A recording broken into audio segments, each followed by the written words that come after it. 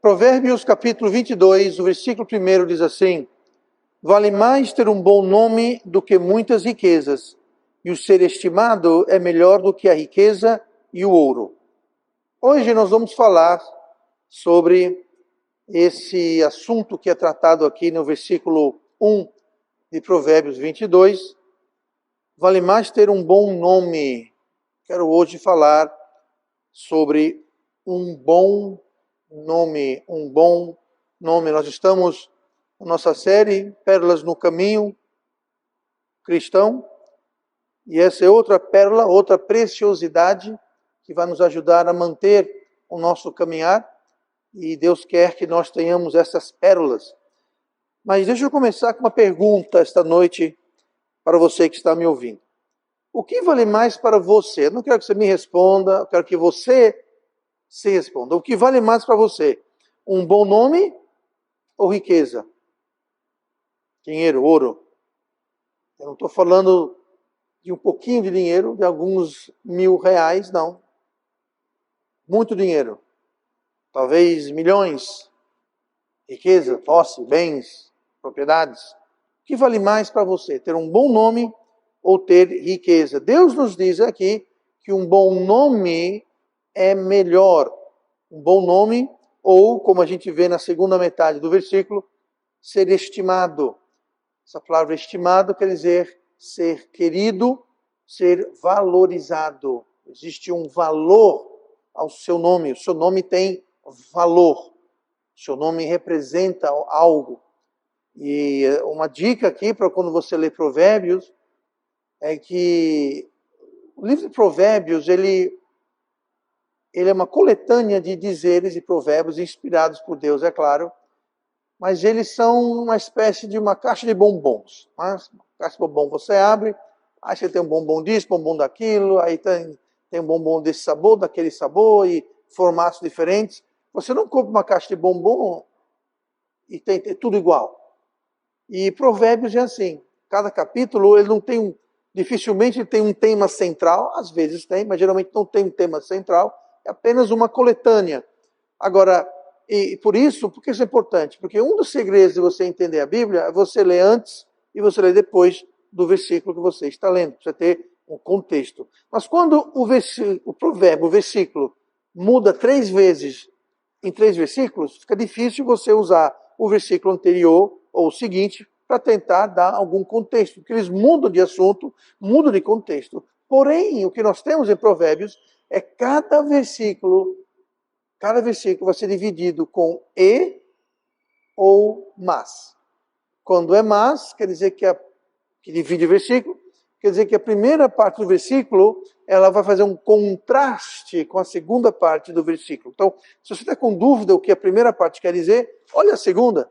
Se tiver um mas, é um contraste. Se tiver e, então ele está reafirmando. Não é um contraste, é uma reafirmação do que a primeira parte está falando. As duas partes vão se concordar quando tem um e. Quando tem um mas, elas estão sendo opostos, mas dá para a gente ter uma ideia e clarificar. Nesse caso aqui, bem no meio do versículo, nós temos um e. Ou seja, a primeira metade do versículo é igual à segunda metade. Eles estão se comparando, se sustentando. Então aqui fala, vale mais ter um bom nome. O que seria um bom nome? Aí fala, e o ser estimado. Então, um bom nome, o ser estimado, são a mesma coisa. Então, um bom nome é quando o seu nome tem um certo valor, tem um certo peso, tem uma certa consistência. Você tem um bom nome, um bom testemunho. Seu nome quer dizer algo. Ele é estimado, ele é valorizado, ele é querido. Tá?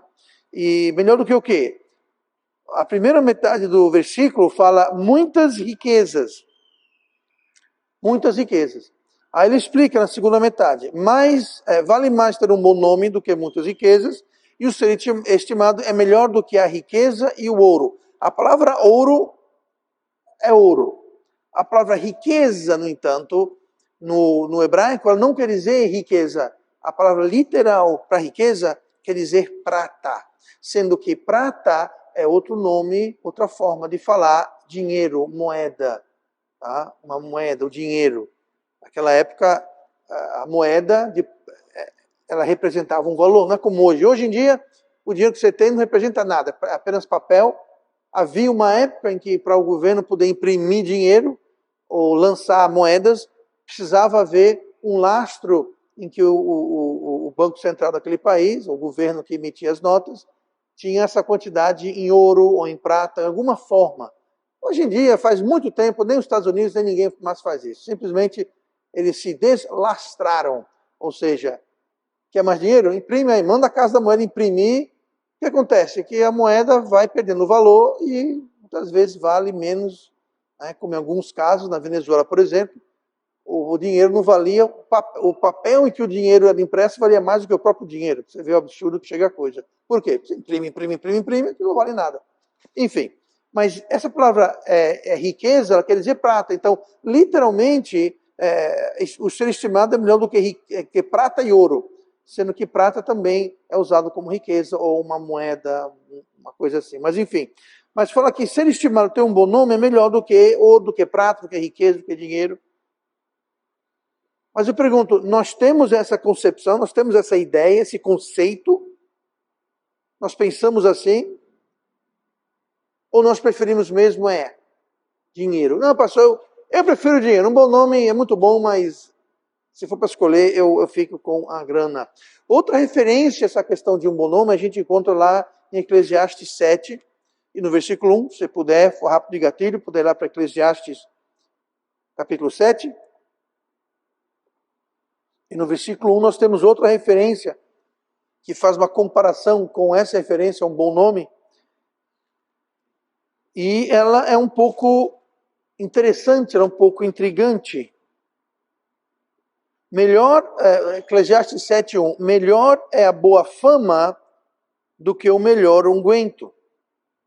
Tá? Então a gente leu em Provérbios 21 que fala sobre um bom nome, sobre ser estimado.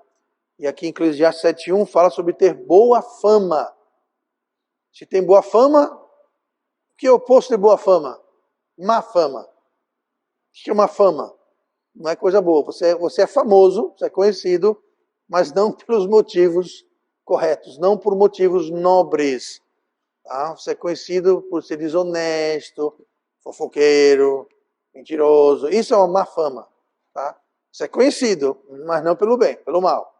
Então aqui fala que melhor é a boa fama do que o melhor unguento. O que é unguento? Unguento é um perfume. Ou seja, perfume exala um odor agradável. Pelo menos essa é a tese. Não é? Mas boa fama vai deixar você cheirando melhor do que o melhor perfume. Boa fama vai deixar você mais agradável. Mas o intrigante, o interessante, o curioso desse versículo não é a comparação com a boa fama e unguento, o perfume, mas é o que a segunda metade do versículo fala. E notando que a segunda metade de Eclesiastes também tem um E. Tá? Eclesiastes também é parecido com Provérbios, em que os dois fazem parte dos livros de sabedoria. Tá? Provérbios e Eclesiastes. Mas enfim, melhor é a boa fama do que o melhor unguento. E aí está comparando. Então, o que vem agora está concordando com o que vem antes. A segunda metade concorda, sustenta, apoia, explica a primeira parte. E o dia da morte do que o dia do nascimento de alguém. O dia da morte é melhor do que o dia do nascimento. Quem aqui concorda com isso? Que o dia da sua morte vai ser melhor do que o seu dia de nascimento. Alguém concorda com isso? No seu entendimento, a Gabi concorda? Concorda? Pois é. É meio estranho. Para começar, quando alguém nasce, aquela data é tão maravilhosa que a gente comemora todo ano aquele dia. Alguém comemora o dia da morte? Festa de óbito? Para relembrar? Não. Nascimento nós associamos com alegria, né? Nasceu, que maravilha! Aí, percebeu que a primeira criança tem como é que é? Mesário, tem festa de primeiro mês, segundo mês, terceiro mês, quarto mês, primeira semana, segunda semana. Todo mês é festa, aí no primeiro aniversário, aquela festança.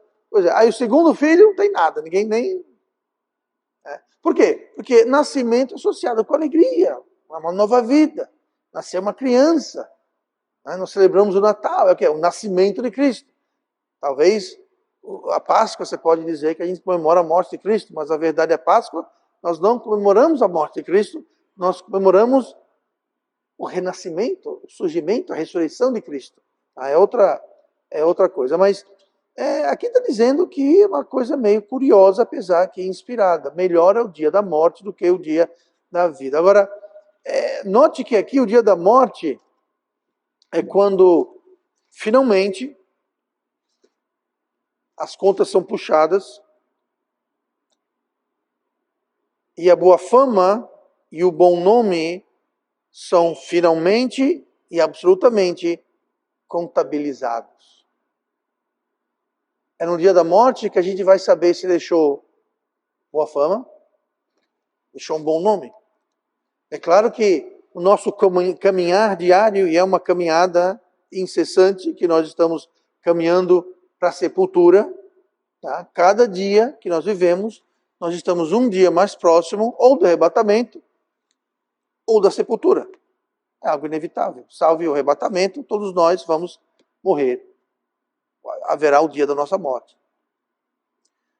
Mas a boa fama e um bom nome não se constrói um dia, ou não é contabilizado no dia da morte, mas ele é construído e edificado através de toda a nossa vida. Através de cada decisão, através de cada escolha, através de cada interação. Cada dia que passa, nós estamos construindo ou não um bom nome, uma boa fama, ou uma má fama, um mau nome. Mas nós vivemos a cada dia construindo essa boa fama ou esse bom nome. E o dia da morte é quando são contabilizados o que a gente fez nesta vida. Eclesiastes 9, versículo 10. Tudo quanto te vier a mão para fazer, faze-o conforme as tuas forças, porque na sepultura, para onde tu vais, não há obra, nem projeto, nem conhecimento, nem sabedoria alguma. Ou seja, vamos construir uma boa fama, vamos construir um bom nome aqui, nesta vida, neste mundo, desse lado da morte. Porque depois que a gente morrer, acabou. O que a gente fez está feito, o que a gente não fez, não vai fazer mais. E a finitude da nossa vida é uma coisa tão assustadora para o ser humano, que muitas vezes nós abafamos, fugimos, enterramos, esquecemos que nossa vida é finita. Que cada dia é um dia, cada minuto que passa, você não tem como ter aquele minuto de volta, você não tem como reaproveitar aquele dia, você não tem como voltar a oportunidades perdidas, a erros cometidos, você não pode desfazê-los, você pode remediar, mas você não pode desfazer. Mas a verdade é que nós temos um tempo finito, ninguém sabe quantos dias nós vamos ter, uns vão ter mais, uns vão ter menos, não sabemos quanto tempo nos resta, então nós temos que viver todo dia com esse entendimento, que todo dia devemos estar focando, pensando e construindo um bom nome e uma boa fama, para termos então essa bússola, esse trilho, essa trilha nos guiando, sempre buscando ter um bom nome, zelando pelo nosso nome pessoalmente, mas também uma coisa que se perdeu muito hoje é o nome da nossa família. Vi uma época que tinha um certo orgulho, né? Você é Oliveira, Silveira, da Silva, enfim, que seja o seu sobrenome. Havia um orgulho, havia um zelo pelo nome da família. Hoje em dia eu não vejo isso muito. Também quer dizer isso. Né? Como é que você vai sujar o nome da sua família? Você vivia uma vida ética, você vivia uma vida correta, justa, íntegra, porque você não queria sujar, manchar o nome da família. Ah, pastor, é coisa antiga e arcaico. Não, a Bíblia fala, bom nome, boa fama. Está ligado a isso também. Mas o mais importante, é claro, é o nosso bom nome perante o mundo como testemunhas como luzes e como sal da terra que devemos ser, ter boa fama, ter um bom testemunho. O que passou, passou. Amanhã nós não temos a certeza do amanhã. Nós só temos o agora, o hoje. Então, nunca desperdice oportunidades, nunca desperdice tempo, porque só temos o agora. Amanhã, semana que vem, um dia. Você não sabe se você vai ter amanhã um dia. O que passou, você não pode voltar atrás. Então temos hoje, nós temos o agora. Então nosso caminhar constante à sepultura, como está? Ele está indo em direção de um bom nome, boa fama, vão ser de fato bons. Não precisa esperar até a sepultura, mas no dia a dia, que nós estamos construindo, como nós somos vistos para a sociedade. Em dia tem essa epidemia de não, você não deve julgar ninguém, ninguém deve julgar você. Isso é conversa para boi dormir. A Bíblia fala que nós devemos julgar todas as coisas. Né? Temos que provar tudo. Jogar fora o que não presta, manter o que é bom. Nós não devemos julgar os corações, as intenções das pessoas, pelo simples fato que nós não temos como enxergar o coração para entender as intenções das pessoas. Só Deus pode fazer isso. Mas eu posso julgar o que eu estou vendo. Como é que eu vou decidir se alguém tem uma boa fama ou um bom nome? Simplesmente vendo o seu testemunho. Então hoje em dia tem essa história de, não, eu não julgo ninguém, ninguém pode me julgar. Bom, se quiser ir para esse caminho, pode ir, mas é um caminho desastroso, não é um caminho bíblico. Tá? Por que Deus fala que é bom ter um bom nome, uma boa fama? Justamente para as pessoas que nos veem, o testemunho que nós damos seja boa fama, um bom nome. Mas devemos ser zelosos, então, em relação ao nosso testemunho, primeiramente a Deus, a igreja, a família e de nós mesmos pessoalmente. Então devemos ser dedicados e focados como se fosse dinheiro, como se fosse riqueza. Porque riqueza para dinheiro vai pagar quanto? Aí tem o nosso interesse, tem a nossa atenção, tem o nosso sacrifício, tem o nosso zelo. Por quê? Porque é dinheiro, pastor. Que tal ter esse mesmo zelo, mas com o nosso nome? Com a nossa fama, com o nosso testemunho. Por quê, pastor? Porque é mais precioso. Nós lemos aqui, vale mais ter um bom nome do que muitas riquezas, e ser estimado do que a riqueza e o ouro. Então não estou dizendo para a gente desprezar ou sair rasgando dinheiro, não.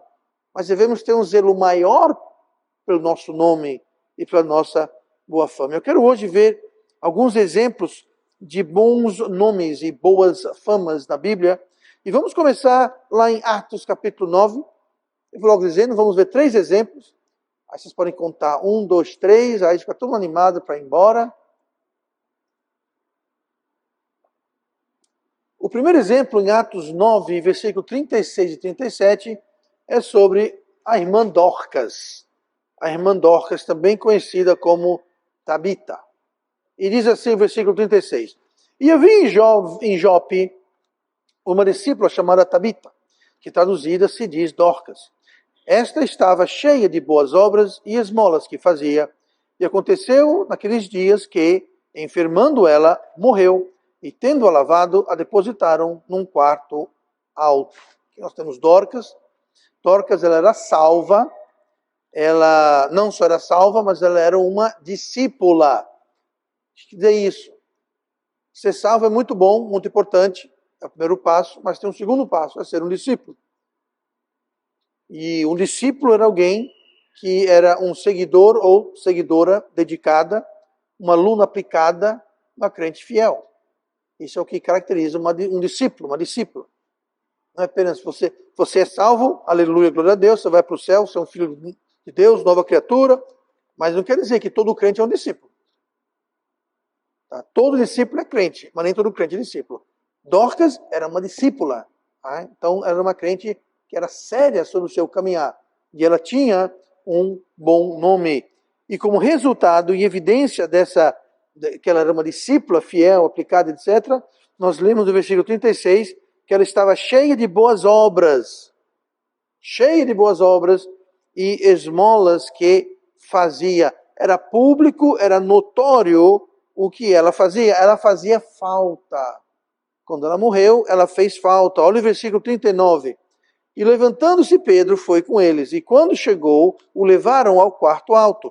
E todas as viúvas o rodearam, chorando e mostrando as túnicas e roupas que Dorcas fizera quando estava com elas. Então a gente vê aqui que essas viúvas eram as recipientes das boas obras e das esmolas que Dorcas fazia. E é interessante que quando Pedro chegou, que chamaram Pedro, né? E quando ele chegou, antes de subir para o quarto, estava aquela comoção lá embaixo. Todas as viúvas que haviam sido abençoadas pelas boas obras de Dorcas estavam lá chorando e mostrando as roupas que ela havia feito para as viúvas. Lembrando que as viúvas eram as pessoas necessitadas. E elas estavam mostrando um testemunho. Naquela época, eu não sei se você sabe disso ou não, naquela época era comum você contratar chorantes. Chorantes. Qual o trabalho do chorante? Tá? O chorante era contratado para ir no enterro, no funeral de alguém e chorar. Nem conheciam o falecido, a falecida, nunca ouviram falar. Mas eles iam lá para quê? Para chorar, para lamentar. Muitas vezes pegava terra, botava na cabeça como um sinal de enlutamento. E eles recebiam por isso. Sei lá, na internet, colocava lá, procura-se chorantes, aí tinha lá, tinha um preço, tal coisa, você escolhia o volume, o tipo de choro. Estou brincando, é claro, mas você contratava pessoas que era o trabalho deles, ou tempo integral, eu não sei, porque eu não sei se morria tanta gente assim, mas eram contratados para isso. Tá? Aí eu pergunto, por que será, hein? Por que será que era necessário contratar alguém para chorar e lamentar o seu funeral, o seu enterro? Será que era porque essa pessoa não tinha boa fama? Será que essa pessoa não tinha um bom nome? Será que essa pessoa estava devendo um monte de gente? E os que iam chorar porque não iam receber as dívidas? Ou talvez era alguém que oprimia as pessoas, explorava as pessoas. Eu não sei, uma pessoa cruel, uma pessoa que... Então, quando fica feio, então você contratava alguém para ir lá chorar. Dorcas, isso não foi preciso, porque as pessoas que ela havia abençoado com suas boas obras, com suas esmolas, elas foram lá voluntariamente, livre, espontânea vontade, e quando Pedro chegou, elas foram lá e começaram a mostrar, chorar a falta que ela fazia, o amor que elas tinham por ela, o que Dorcas tinha feito por eles, tá? essas viúvas. Então isso ficou lá demonstrado. E não foi preciso contratar chorantes, como muitas vezes era feliz. E ela foi abençoada. Ela foi abençoada. Dorcas foi abençoada pelo bom nome e pela boa fama que ela teve, não porque não precisou contratar chorantes, essa não foi a bênção. A bênção foi que Deus a ressuscitou.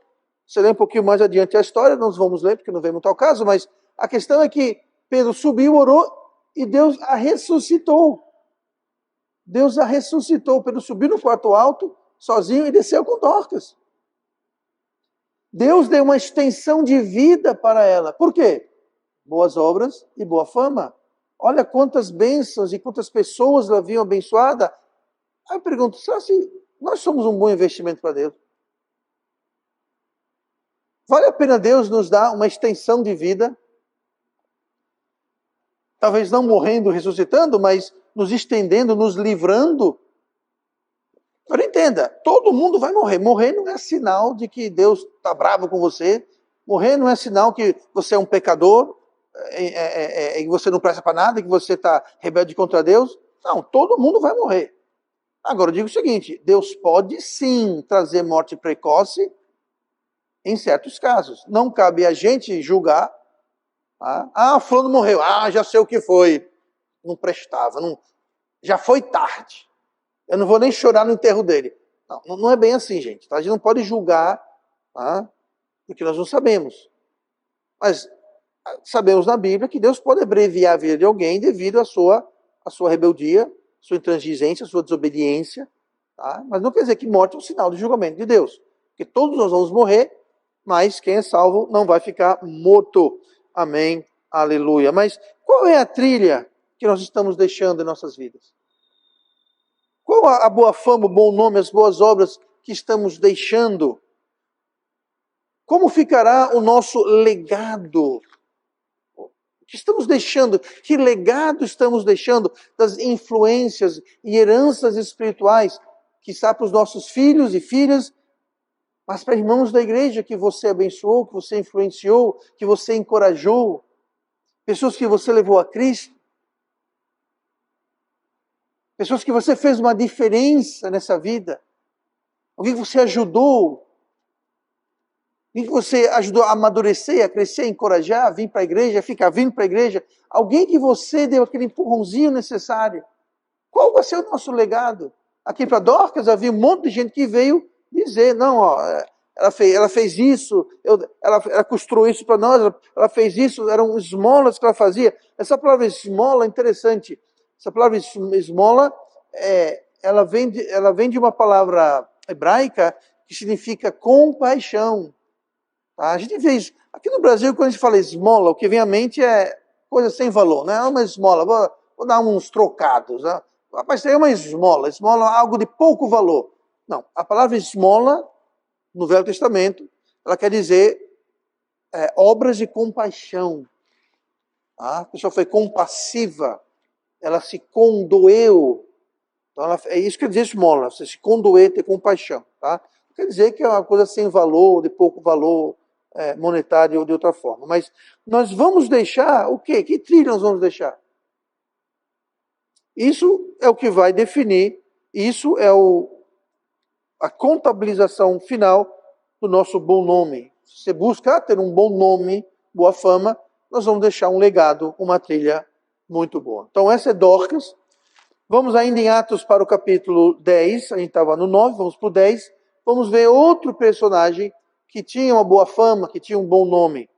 Atos trata, é claro, pelo menos o início de Atos, trata da salvação de Cornélio. E de Cornélio que nós vamos falar, falamos sobre Dorcas, capítulo 9, vamos falar sobre Cornélio, capítulo 10. Versículo 1. E havia em Cesareia um homem por nome Cornélio, centurião da corte chamada italiana, piedoso e temente a Deus com toda a sua casa, o qual fazia muitas esmolas ao povo e de contínuo orava a Deus. Então aqui nós temos Cornélio, um outro exemplo de um bom nome, de boa fama, e mais uma vez a palavra esmolas, tá? Lembrando que isso aqui não quer dizer, se a gente lê com o entendimento errado, que Cornélio dava umas esmolas, fazia umas besteirinhas para o povo. Não. Ele fazia obras de compaixão para com o povo. E note também aqui a influência boa que ele tinha no lar. Se nós temos um bom nome, isso vai influenciar, vai ser uma boa influência para o nosso lar. Porque fala que ele era piedoso e temente a Deus com toda a sua casa. Então era ele, e como chefe de família, como líder da família, ele influenciou. Não quer dizer que necessariamente, se você for um homem, um chefe de família piedoso e temente a Deus, que obrigatoriamente, 100% das vezes, toda a família vai ser piedoso e temente a Deus. Isso não quer dizer. Tá? Não tira a nossa responsabilidade, tá? Mas é o que aconteceu aqui no caso de Cornélio. Toda a sua casa, toda a sua família, elas eram como ele, tementes e piedosos. Eu pergunto, qual a sua influência no lar? O seu lar, sendo você pai, mãe, criança, jovem, não interessa, mas a sua posição no lar, a sua presença no lar, o seu lugar no lar, faz aquele lar um lar mais piedoso, um lar mais temente a Deus, um lar melhor ou não? O que você traz para o seu lar? Isso vai ser determinado pela sua boa fama, pelo seu bom nome. O seu bom nome vai trazer coisas boas ao seu lar. Tá? Então nós temos que manter isso em mente, no centro em mente da nossa vida sempre. Mas todos conheciam que Cornélio tinha boa fama, era público, como Dorcas, era público, era notório o seu bom nome. Se a gente pular lá para Atos 10, versículo 22, nós temos quando os enviados de Cornélio, que foram até Jope, atrás de Pedro, para chamar Pedro. Se você ler a história, um anjo apareceu para Cornélio e falou, manda um pessoal lá para Jope chamar um tal de Pedro, e ele vai vir, o que ele falar, escute, dê ouvido o que ele vai dizer. Mas um contraste aqui que nós temos com Dorcas é que Dorcas é uma discípula, era salva. Mas Cornélio não era salvo. Cornélio era um homem perdido. E é importante notar isso. Ele era um homem perdido. Então, ele mandou esses homens, e esses homens disseram para Pedro o seguinte. E eles disseram, quem são eles? Os homens que Cornélio mandou, disseram a quem? Ao apóstolo Pedro. E eles disseram, Cornélio, o centurião, homem justo e temente a Deus, e que tem bom testemunho de toda a nação dos judeus, foi avisado por um santo anjo para que te chamasse à sua casa e ouvisse as tuas palavras. Note que interessante. Por que Deus mandou um anjo para mandar Cornélio chamar Pedro? Por que o anjo não trouxe o evangelho logo para Cornélio? Não seria mais eficaz aparecer um anjo e pregou o evangelho? Você não vai ver um anjo na Bíblia pregando o evangelho. Sabe o que vai pregar o evangelho? Nós. Deus colocou a pregação do evangelho nas mãos de nós. Não são os anjos. Não. Nos deixou ajuda. Nos deixou a criação. Nos deixou sua palavra. Nos deixou o Espírito Santo. Mas é a nossa responsabilidade de ir. Nós não temos desculpa por que não ir. Eu quero que você entenda a importância que é de nós irmos. E de pregar o evangelho. Deus nos deu tudo. Sua palavra, seu Espírito. Deus nos deu a criação. Deus nos deu tudo. Mas se nós não formos, foi o que Paulo falou, nem que o anjo apareça com outro evangelho, anátema. Ou uma carta como sendo de nós. Se for um outro evangelho, anátema. A responsabilidade de levar o evangelho é de nós. É minha, é sua, de cada um de nós. Não é do pastor, não é de meia dúzia de irmão, é de cada crente. Uma vez que você é salvo, você está responsabilizado, incumbido, convocado para ser um pregador do evangelho, de alguma forma ou de outra. Tá? De alguma forma ou de outra, nós temos essa responsabilidade. Mas Deus mandou um anjo para dizer para Cornélio, para chamar Pedro, e falou, quando Pedro vier, ouça o que ele vai falar. Eu acho que Cornélio já estava meio ligado. Apareceu um anjo, mandou chamar esse tal de Pedro, eu vou ouvir o que Pedro tem a dizer. Mas Cornélio, apesar de ser um homem perdido, note que ele tinha boa fama, era temente a Deus, tinha um bom nome, fazia boas obras, mas era perdidinho da Silva. Se tem alguma coisa que absolutamente destrói essa história de salvação por obras, entre tantas outras, essa daqui. Cornélio tinha tudo. Tudo. Fazia boas obras, era temente a Deus, orava a Deus. Ué, ele era crente? Não. Ele se achava crente? Não se achava crente. Ele sabia que não era crente. Boas obras, bom nome, boa fama, bom testemunho, nunca salvou ninguém. E nunca vai salvar ninguém. Porque a salvação não é pelas obras. A salvação não é por um bom nome. A salvação não é por uma boa fama. A salvação não é pelo nosso testemunho. A salvação é pela graça, por meio da fé. Isso não vem de nós, é dom de Deus, não vem das obras, para que ninguém se glorie. Deixa eu ver essas palavras antes. Efésios 2, 8 e 9. Tá? Então, apesar de toda essa aparência que ele tinha, ele não era salvo. E ele sabia que não era salvo, porque quando o anjo apareceu e falou, chame Pedro, escute o que ele vai dizer, ele poderia ter dito, vou nada. Eu já tenho um bom testemunho com todo o povo judeu. Eu faço boas obras. Eu temo a Deus, eu oro. Para que eu vou chamar ninguém? Eu já sou salvo. Não. Ele falou, sim, senhor. Pois não, seu anjo. Entendendo que o anjo era um santo anjo, indicando que era um anjo de Deus. Tá? Deus mandou esse recado para ele. Então, essa boa fama toda dele, essas obras que ele tinha, ele foi abençoado, ele foi contemplado com o Evangelho. Com o Evangelho. Deus quer contemplar todo mundo com o Evangelho, e ele não está interessado se você tem boas obras ou más obras, mas tem um detalhe sobre ter um bom nome, ter uma boa fama. Se você tem um bom nome, uma boa fama, um bom testemunho e ajuda os necessitados, etc e tal, você está efetivamente andando na luz. E Cornélio não estava fugindo da luz. João 3,19.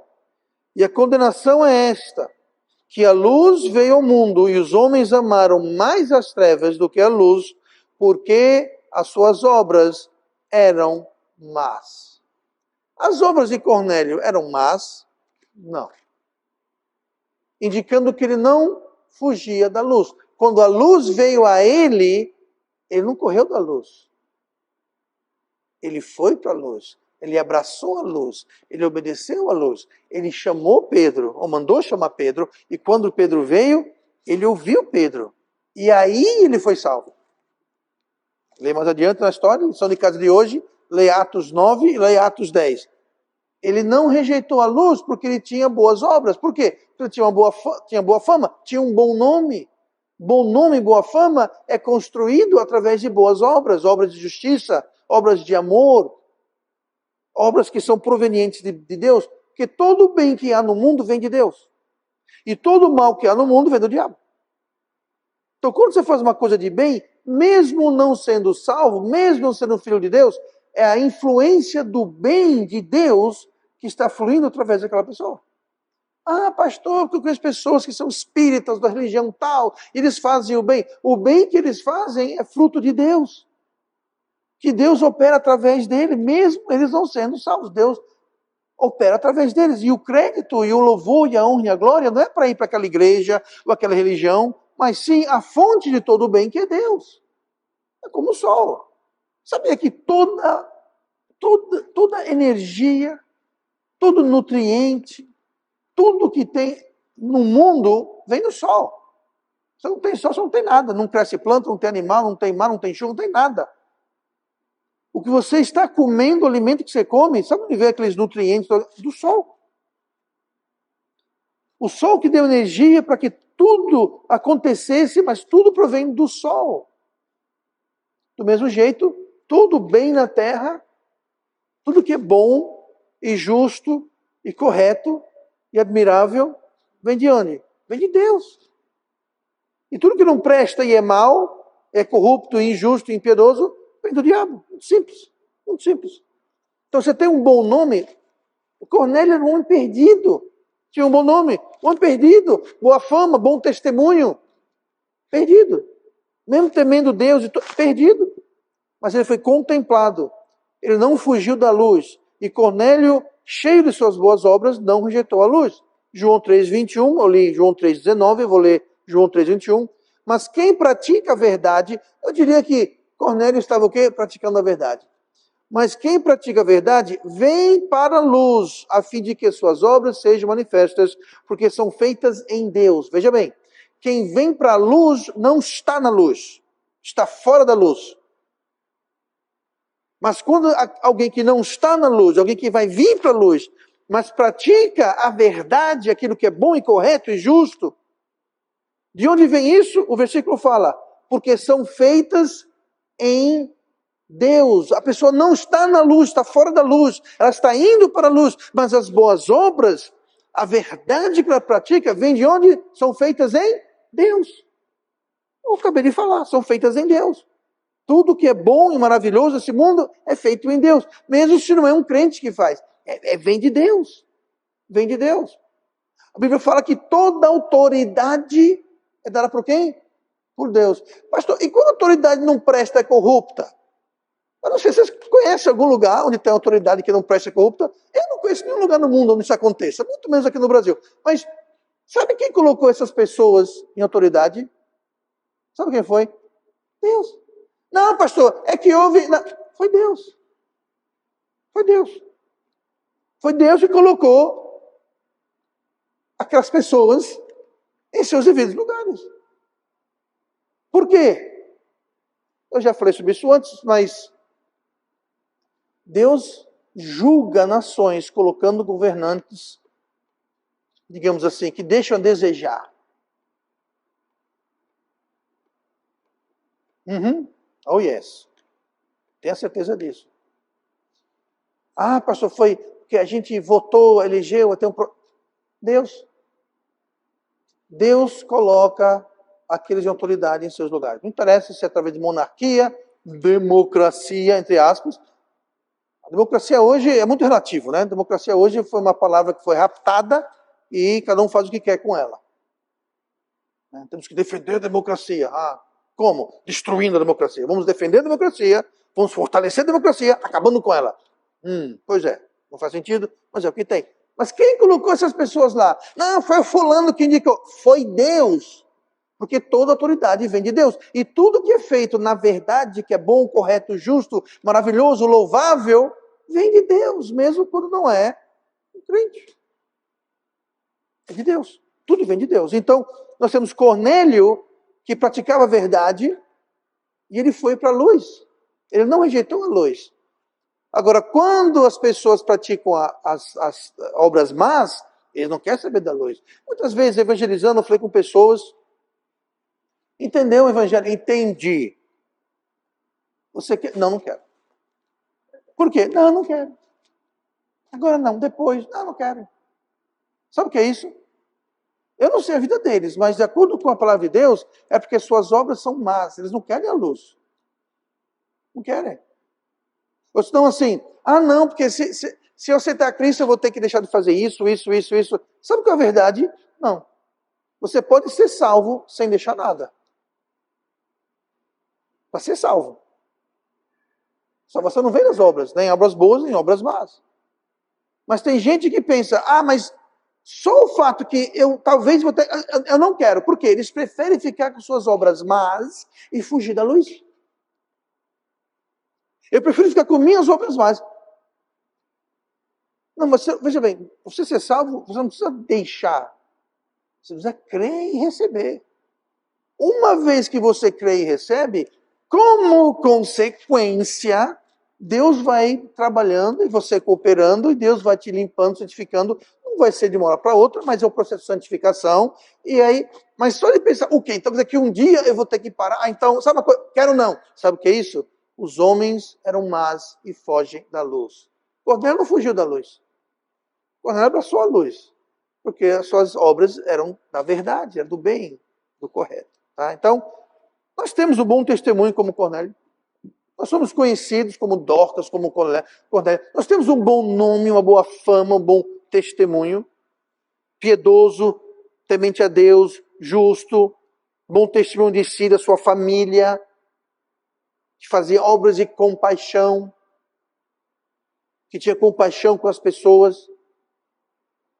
Isso sim nos dá um bom nome, uma boa fama. Ainda em Atos, hoje estamos em Atos, né? Vamos para Atos 22, vamos ver mais um personagem que tinha um bom nome, um bom testemunho, boa fama. Atos 22, versículo 12, nós temos Ananias, Dorcas, Cornélio e Ananias. E diz assim o versículo 12 de Atos 22. E um certo Ananias, homem piedoso conforme a lei, que tinha um bom testemunho de todos os judeus que ali moravam. E aí continua. Aqui está falando sobre, é um relato sobre a salvação de Saulo, depois Paulo. E ele aqui estava relatando, tá? Não é a primeira vez que é relatado, mas vamos usar esse exemplo aqui. Mas Ananias também tinha um bom nome. Fala que ele era um homem piedoso, tinha bom testemunho de todos. E foi alguém com um bom nome que Deus chamou e Deus usou. Então veja bem, Dorcas tinha um bom nome, boa fama, bom testemunho. Deus abençoou, dando-lhe uma extensão de vida. Mas quando nós temos um bom nome, uma boa fama, um bom testemunho, Deus vai nos abençoar. Talvez não com uma extensão de vida, mas Deus vai nos abençoar. Vai nos abençoar, não tenha dúvida alguma. Aí nós temos Cornélio. Cornélio não era salvo. Cornélio recebeu revelação específica, especial, por causa do seu bom testemunho. Mesmo não sendo salvo, mas ele se tornou salvo. Mais uma vez, Deus abençoa. Deus providencia. Ele não tinha como conhecer o Deus verdadeiro. Ele era romano.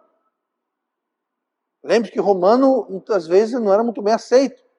Mas ele tinha tão bom testemunho que ele tinha uma certa aceitação. Mas ele nunca ia ouvir o evangelho, provavelmente. Então Deus mandou um anjo dizer, chama Pedro. Pedro vai. Lembrando que Cornélio foi o primeiro gentil a ser salvo.